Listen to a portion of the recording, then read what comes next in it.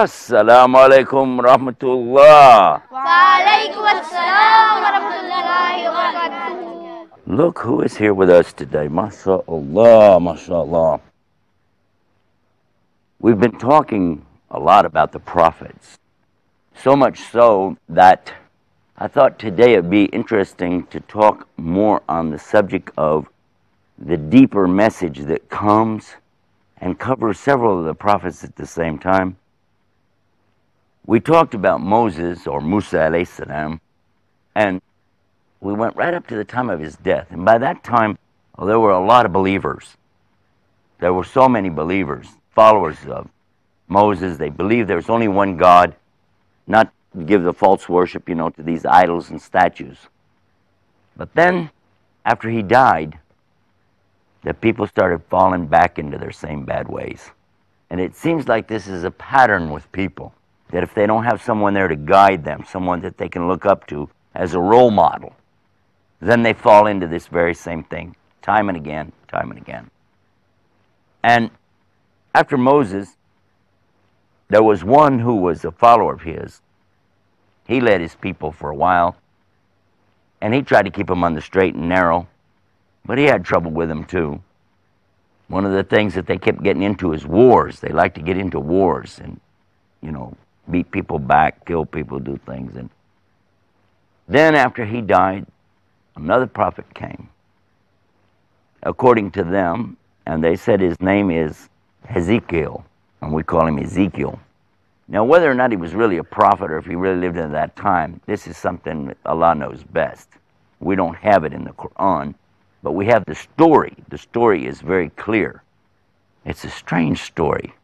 And when I was growing up as a kid in Christian school, we heard this story. And when I came in Islam, we heard it again. I said, it must be a true story because I'm hearing exactly the same story. But I'll give you the details as much as I can remember. It starts out something like this. The children of Israel were living in Palestine. Ascalon was the city that they were in. Then a plague broke out. Now, a plague, that's when everybody gets a disease, and you give it to him, and he can give it to her, and all of a sudden everybody has it. It's a disease that everybody gets. But some of the people tried to run away. They said, oh, wow, everybody's getting sick, so we're going to run off.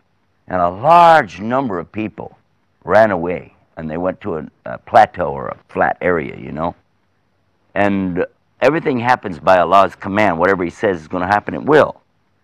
So Allah ordered that all the people in the city that had the plague would die. So they all died about the same time, just like that. The ones who left, they thought, hey, we beat it, because we left, right? But Allah's command came for them the same way, die. And they also died. Of course, today we would use our mind and we'd say, well, they probably just had the plague too. But it really doesn't matter. What matters is Allah said, it was time for you to die, whether you try to run away or not. If you try to escape, it won't help you. Now I want to go back to Moses for a minute and tell you what happened to him. Just before he died, just before Moses died, the angel of death came to him. And when he saw the angel of death come, Moses doubled up his fist, pow, and he hit the angel of death and knocked his eye out. His eye was hanging out. The angel went back to Allah. He said, Moses knocked my eye out. Allah said, okay, we'll fix his eye. He said, he doesn't want to die. He said, you tell Moses to put his hand on top of one of the animals, and for every hair of that animal that's under his hand, we'll give him another year to live, which would be like maybe a couple thousand hairs, on an animal, and you put your hand out like that. So the angel went back to him again. I'm sure he was like, hey, wait a minute, I just want to talk, And he told him, if you put your hand on the top of the animal, for every hair under your hand, Allah is going to give you another year. Musa asked him, and then what will happen? He said, well, you're still going to die. He said, okay, then take me now. And so the angel of death took him then. Because when he realized, you just can't get out of it. You have to die. Now, this is what Allah said about it in the Quran. Kullu nafsin da'ikatul maut. Every single soul has to taste death. And it doesn't matter who you are. You will die eventually. So these people didn't accomplish anything by running away. If they would have stayed where they were, they would have died. Or if they ran off, they would have died. You're going to die when Allah says you're going to die. Omar ibn Khattab, if you know who I'm talking about, he was one of the big leaders after the death of Muhammad sallallahu alaihi wasallam. And he was taking his army towards Syria at one point, and on the way, Abu Ubaidah had come back to him from that area. And he said, listen, there's a big plague, a pestilence breaking out in Syria, and people are getting sick and giving each other this disease. And Omar put the brakes on. He said, okay, hold up right here. And he said, I'm going to tell you what the Prophet ﷺ said. He told us that whenever you're in an area where there's a disease, where there's any kind of plague like this, you have to stay. You don't enter it, and you don't leave it. So if you hear about a plague, you don't go there. But if you're already there, you don't leave. Now this is 1,400 and odd years ago. And today we know that's exactly what you have to do. And they call it quarantine now. And if somebody gets a disease like this, it starts passing around, they put them in quarantine, don't they? They make them one part of the hospital, and you can't go in there unless you wear a mask, or you have to have some, protection around you and everything so you don't get the disease and pass it around. Because that's a big problem. Amazing, isn't it? How that Allah let them know way back then. Oh, I wanted to tell you what happened next. So after these people died, there wasn't anybody to bury them. They all died at the same time, right? Guess what happened? Now this plateau is kind of like a mountain. It goes up and then it's flat on top. So nobody really ever went up there. So if nobody's there and everybody's dead, what's going to happen? Skeletons, bones. So there were bones and bones and bones everywhere. It would rain, maybe move them around, and this and that happened. But all the bones of all these thousands of people are still there.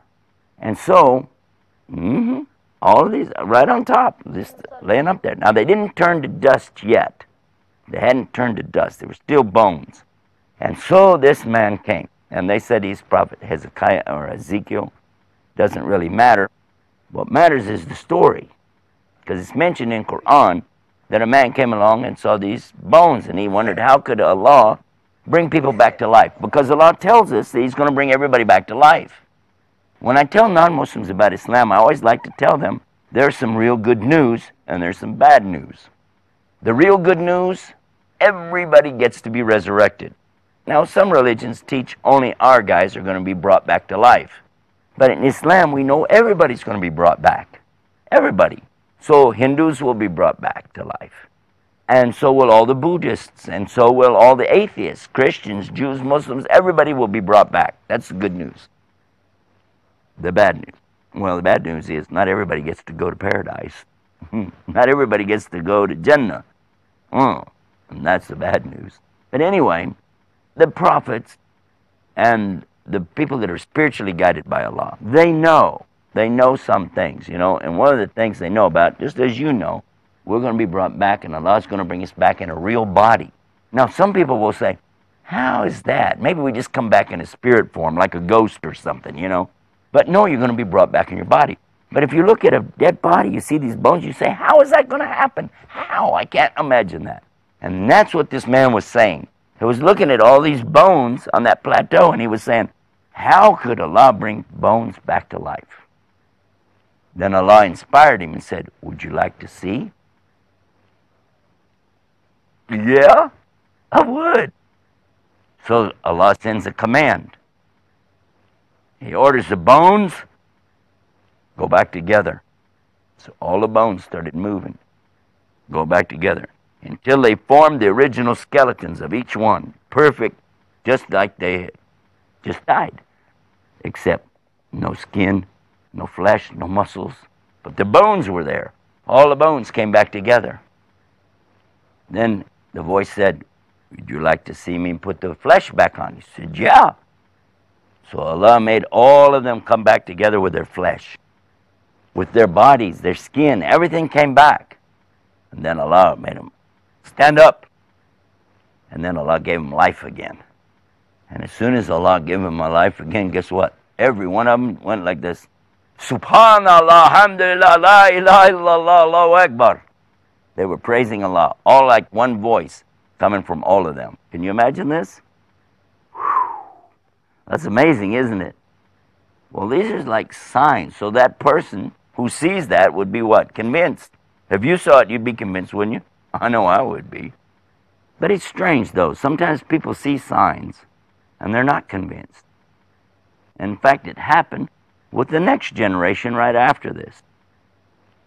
After Hezekiah, there was Elijah, then there was Elisha, who we call Elias.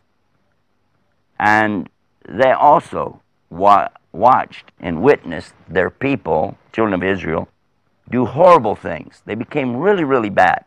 So when these two would go and try to warn the people and tell them, you know, this evil that you're doing is going to bring bad things on you in this life and the next life. But of course, they didn't listen. In fact, they started trying to punish them, and they even tried to kill them. Elijah and Elisha went off and they stayed in a cave till Elijah died. Elisha basically took over. But he couldn't get the people back under control. They just got worse and worse. And they were really powerful in the land by that time. What they did, they had this ark. Now, an ark is, the word in Arabic is like tabut. Do you remember we talked about Moses? He was in that little basket thing? That's called a tabut. And this thing that they had was called a tabut, only bigger. And in it, they used to keep stuff. They had Moses' rod in there. You know the stick we talked about? They had it in there. They had some relics in there. They had ancient things in there. And they believed that that ark had some kind of power. Because when they got around it, they felt really like, peaceful. It's called sakina, or tranquility. They felt that.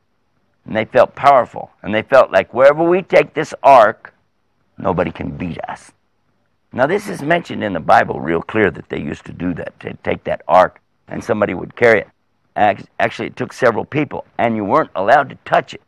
One of the stories in the Bible said somebody touched it, and he was like electrocuted, just boom, gone, just like that. I don't know if it's true. It's just a story it has. No skin, no flesh, no muscles, but the bones were there. All the bones came back together. Then the voice said, "Would you like to see me put the flesh back on?" He said, "Yeah." So Allah made all of them come back together with their flesh, with their bodies, their skin, everything came back. And then Allah made them stand up. And then Allah gave them life again. And as soon as Allah gave them my life again, guess what? Every one of them went like this. Subhanallah, alhamdulillah, la ilaha illallah, Allahu Akbar. They were praising Allah, all like one voice coming from all of them. Can you imagine this? Whew. That's amazing, isn't it? Well, these are like signs. So that person who sees that would be what? Convinced. If you saw it, you'd be convinced, wouldn't you? I know I would be. But it's strange, though. Sometimes people see signs, and they're not convinced. In fact, it happened with the next generation right after this. After Hezekiah, there was Elijah, then there was Elisha, who we call Elias. And they also watched and witnessed their people, children of Israel, do horrible things. They became really, really bad. So when these two would go and try to warn the people and tell them, you know, this evil that you're doing is going to bring bad things on you in this life and the next life. But of course, they didn't listen. In fact, they started trying to punish them, and they even tried to kill them. Elijah and Elisha went off and they stayed in a cave till Elijah died. Elisha basically took over. But he couldn't get the people back under control. They just got worse and worse. And they were really powerful in the land by that time. What they did, they had this ark. Now, an ark is, the word in Arabic is like tabut. Do you remember we talked about Moses? He was in that little basket thing? That's called a tabut. And this thing that they had was called a tabut, only bigger. And in it, they used to keep stuff. They had Moses' rod in there. You know the stick we talked about? They had it in there. they had some relics in there. They had ancient things in there. And they believed that that ark had some kind of power. Because when they got around it, they felt really like, peaceful. It's called sakina, or tranquility. They felt that. And they felt powerful. And they felt like wherever we take this ark, nobody can beat us. Now this is mentioned in the Bible real clear that they used to do that, to take that ark and somebody would carry it. Actually, it took several people, and you weren't allowed to touch it. One of the stories in the Bible said somebody touched it, and he was like electrocuted, just boom, gone, just like that. I don't know if it's true. It's just a story it has. You know, sometimes you can take something that's really from Allah, but mess it up. Like the stick from Moses. That's something amazing. Allah made it turn into the snake and do all the stuff it did, and then turn back to a stick. But now they had it as part of this, in this ark, along with some of the other things. Some scripture that they had too. In fact, they used to claim all of their scripture was in there. And then when they would carry it around, they said it was given power. But really the power only comes from Allah. Isn't that true? Allah could use a stick. Allah could use a book. It could use a lot of things. But it's still Allah that's got the power. And this is the mistake these people were making. And everywhere they would go, they would carry this big ark and put it out. And their enemies would be terrified. They'd be like, those are the guys with the ark, you know. And then they would go in and defeat them and battle and do all the stuff that they did. And no matter what their prophets told them, they wouldn't listen. They said, we don't need to listen to you. We have the ark, okay? We got power. We got what we need. So take a hike. And the more that these guys started arguing with them, the more they'd say, okay, why don't we just kill you too? So they wouldn't listen. They were very stubborn. Till one day, the Philistines came against them.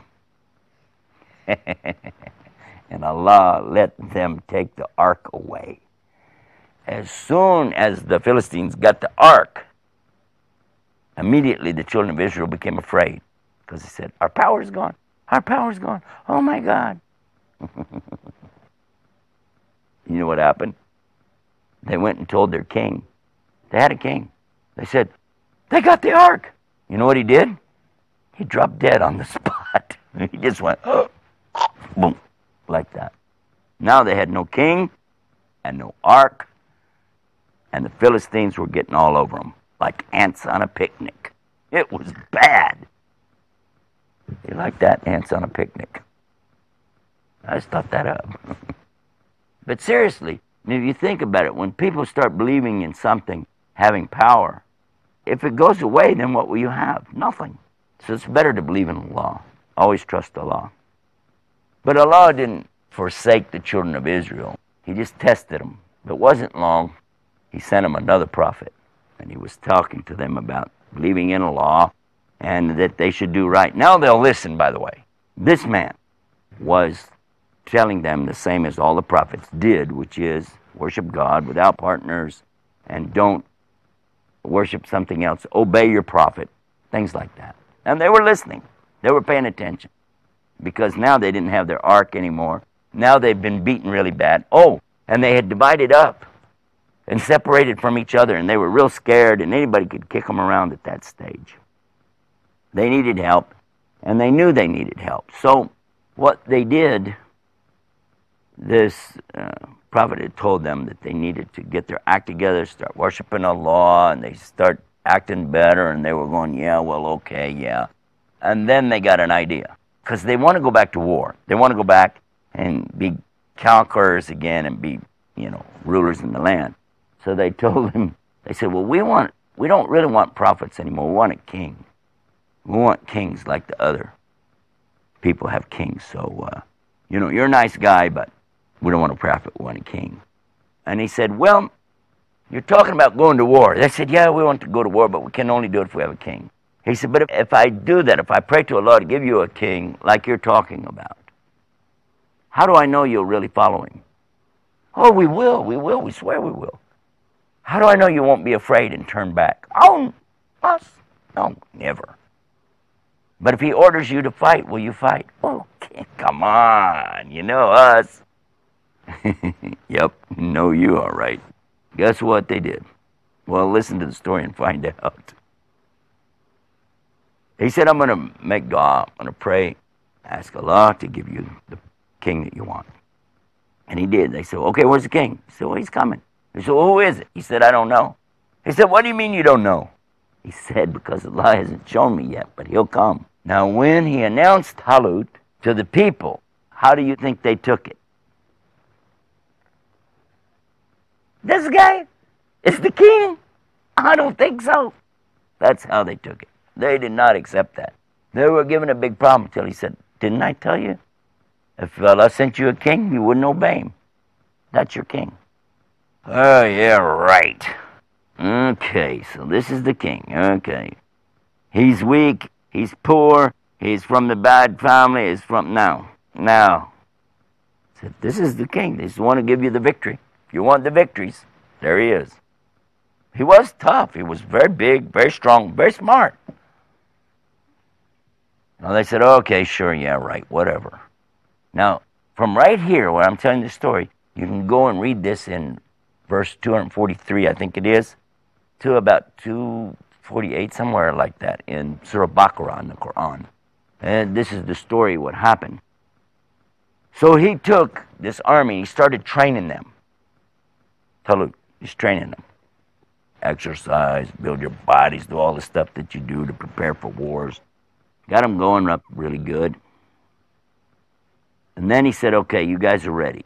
Now let's go. Before we go, listen to me. And by the way, there were thousands of them. He said, we're going to come to a river. And I want you to listen. When we come to this river, don't drink out of it. And I'm going to see how good you can obey. But I'm telling you now, before we get to the river, don't drink out of it. And somebody probably said, well, what if I'm real thirsty? He said, okay, no more than just a little bit of water you catch in your hand, but no more than that. That's it, max. So sure enough, you know, they go, and they get to the river, and they're traveling across, and right away a bunch of them jumped in and started going, I'm thirsty, and drinking it all up. And a few just took a little bit, and some didn't take any at all. And all of them that drank all the water, he said, you're not with me anymore. Go on. And we're like, why? He said, you don't obey. You have to obey. In the military, you have to obey. Ask anybody, even today, ask the military, is it okay if I disobey commands when we're in battle? And they'll tell you, no, you have to obey. Well, till next time. Assalamu alaikum wa rahmatullah. Wa alaikum assalam wa rahmatullahi wa barakatuh.